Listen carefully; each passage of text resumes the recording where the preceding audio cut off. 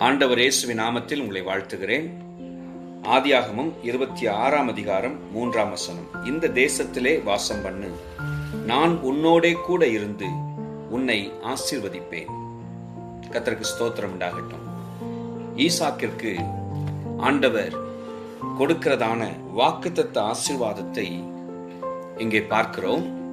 அதிலும் மிக தெளிவான அடுத்து செய்ய வேண்டியதை குறித்த ஆலோசனையோடு கூடிய வாக்குத்தத்த ஆசீர்வாதம்.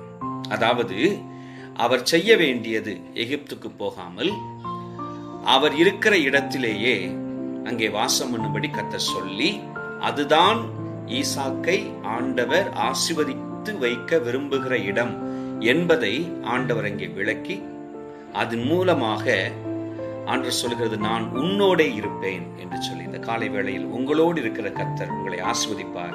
Praise the Lord.